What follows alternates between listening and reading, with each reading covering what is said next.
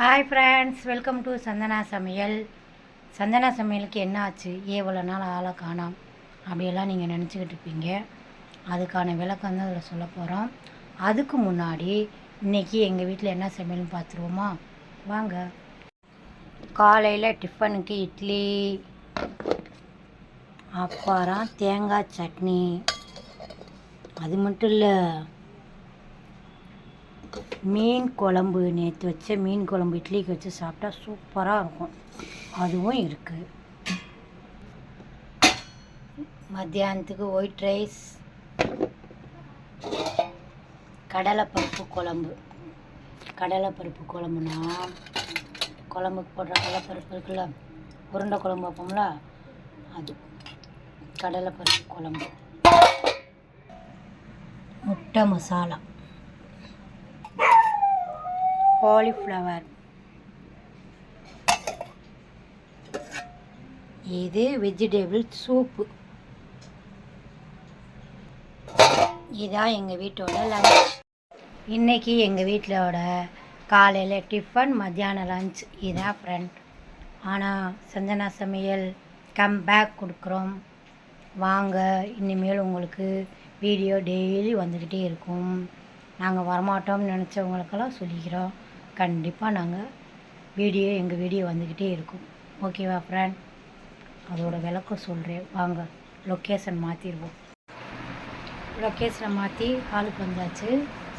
ஒவ்வொரு வெயிலாக இருக்குன்னா ரொம்ப வெக்கையாக இருக்குது கிச்சனுக்குள்ளே, அதனால் இங்கே வந்தாச்சு. ஏன் நாங்கள் சந்தனா சமையலேருந்து நாங்கள் வீடியோ போடலை அப்படின்னா, என்னோடய வீட்டுக்காருக்கு வந்து ரொம்ப உடம்பு சரியில்லாமல் போயிடுச்சு. நல்லா தான் இருந்தாங்க, திடீர்னு உடம்பு சரியில்லாமல் போயிடுச்சு. அதனால தான் எங்களால் வந்து வீடியோ போட முடியலை. என்ன காரணம் என்னென்னா, திடீர்னு ப்ரெஷர் கூடிடுச்சு அப்படின்ட்டாங்க. ஒரு மாதிரி படப்படன்னு வருது, சிறுன்னு வேர்க்குது அப்படின்னவும் நாங்கள் உடனே வந்து ஆஸ்பத்திரிக்கு கூட்டிகிட்டு போனோம். பேச்சு ஒரு மாதிரி கொதன்னு பேச ஆரம்பித்தாங்க. அதனால் டக்குன்னு ஆஸ்பத்திரிக்கு கூட்டிகிட்டு போனோம். எல்லா செக்கப் பண்ணோம். CT scan, MRI scan, blood test, அது இதுன்னு நிறையா டெஸ்ட்டெல்லாம் எடுத்தாங்க. எடுத்து எல்லாம் பார்த்தோம். ஆனால் பயப்படுற மாதிரி எதுவும் இல்லை அப்படின்னு சொல்லிட்டாங்க. அதான் மிகப்பெரிய சந்தோஷம்.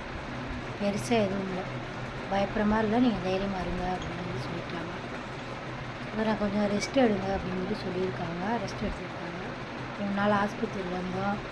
அதனாலே வந்து எங்களால் வீடியோவே போட முடியலை. நம்ம அந்த டென்ஷன்லேயே இருந்தனால வந்து வீடியோலாம் போட முடியல. ஒரு சிலர் வந்து முடியலைனாலும் அதை வந்து வீடியோ எடுத்து போடுவாங்க. பட் நம்ம அப்படி இல்லை. முடியலை அப்படின்னா வந்து முடியாதவங்கள தான் நம்ம பார்ப்போமே தவிர வீடியோ எடுத்துக்கிட்டு பப்ளிஷ் பண்ணணும்னு நம்ம நினைக்கவே மாட்டோம். அப்படிலாம் இல்லை. அதனால் அவரை வந்து கவனிச்சுக்கிட்டனால எங்களால் வந்து வீடியோ போட முடியலை. இப்போ வீட்டுக்கு வந்தாச்சு, ஆள் நல்லா இருக்காங்க. இனிமேல் வந்து என் சந்தனா சமையலேருந்து உங்களுக்கு வீடியோ வந்துக்கிட்டே இருக்கும். நீங்கள் பாருங்கள், உங்களோட சப்போர்ட் எங்களுக்கு கொடுங்க.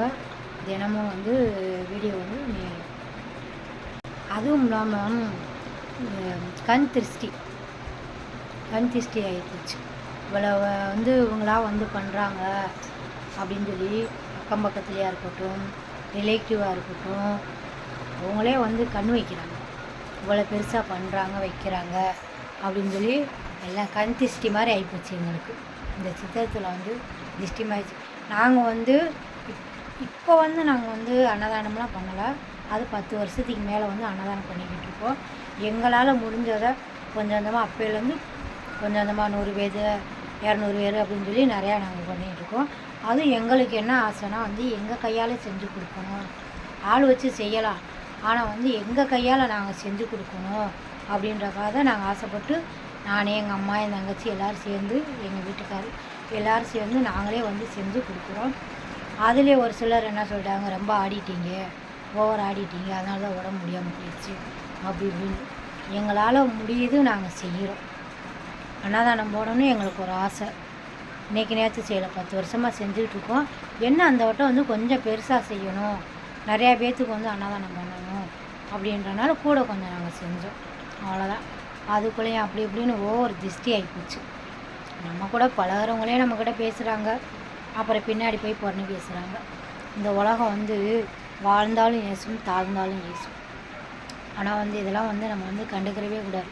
தூசி மாதிரி அப்படி ஊதி தள்ளிட்டு நம்ம வேலையை நம்ம பார்த்துக்கிட்டு போகணும். அவ்வளோதான். யார் என்ன சொன்னாலும் கண்டுக்கக்கூடாது. நமக்கு பிடிச்சதை நம்ம செய்யணும்.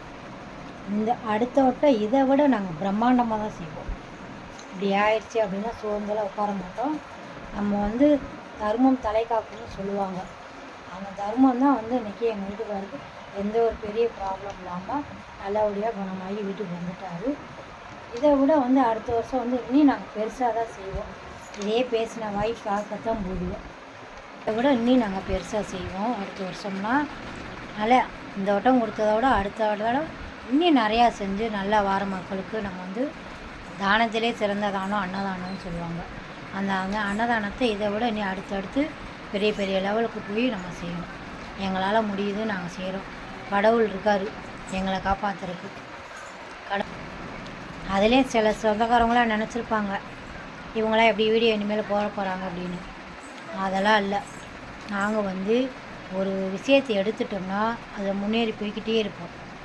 எவ்வளோ தடை வந்தாலும் தள்ளிட்டு தூசு மாதிரி தள்ளிட்டு நாங்கள் போய்கிட்டே இருப்போம். அதனால் இனிமேல் தினமும் உங்களுக்கு எங்களோட வீடியோ வந்துக்கிட்டே இருக்கும். நீங்கள் உங்களோட ஆதரவை எங்களுக்கு கொடுங்க. உங்களோட சப்போர்ட் தான் எங்களுக்கு ரொம்ப ரொம்ப முக்கியம். அதே மாதிரி இருக்கிறவங்க வந்து சப்ஸ்கிரைப் பண்ணுங்கள். சந்தனா சமையல் சப்ஸ்கிரைப் பண்ணுங்கள், என்கரேஜ் பண்ணுங்கள். இனிமேல் டெய்லி உங்களை நாங்கள் வந்து சந்திக்கிறோம். ஓகேவா ஃப்ரெண்ட்? பாய்.